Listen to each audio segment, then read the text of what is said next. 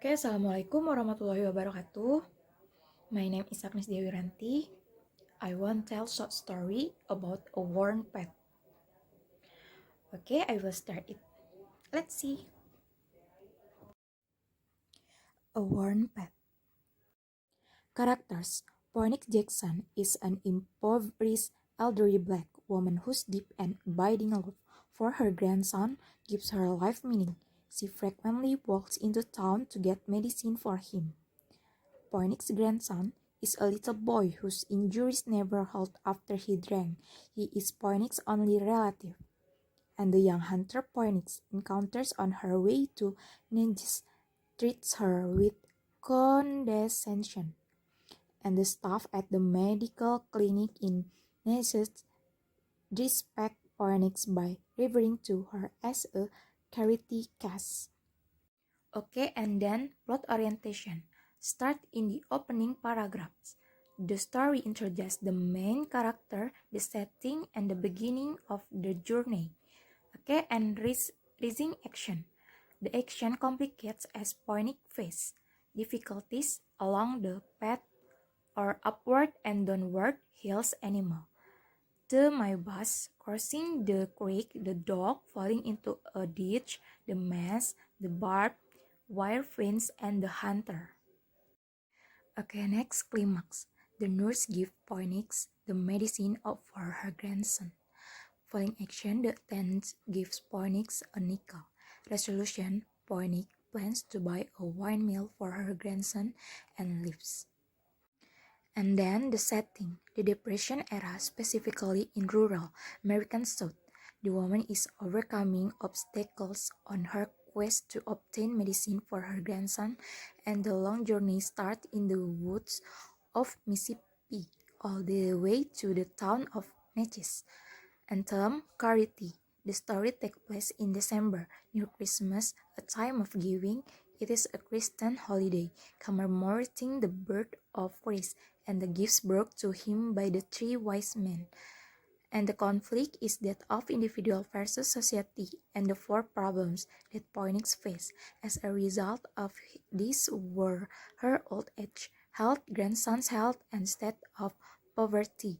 Her eyes were blue with age. Okay, next plot summary. On a cold December day, an elderly woman named Phoenix Jackson makes her way along a remote path, narrating the journey to herself as she goes.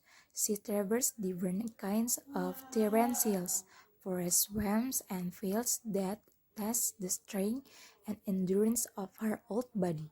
She encounters animals and people along her way too. Some of these are real.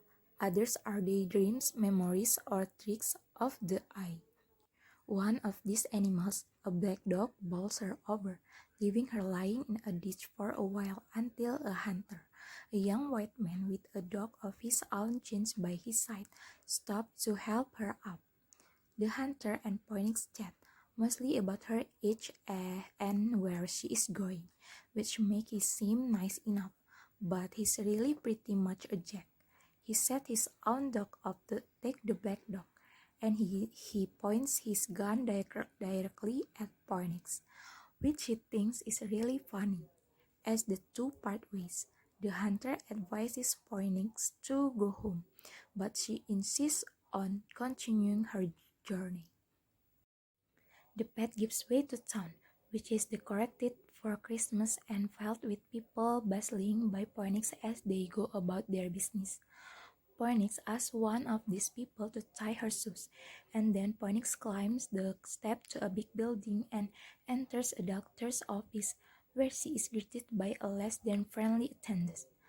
Likely, a nurse recognizes Phoenix right away as a grandmother who makes the long trip into the city frequently in order to get medicine for her grandson who is sick with ear poisoning.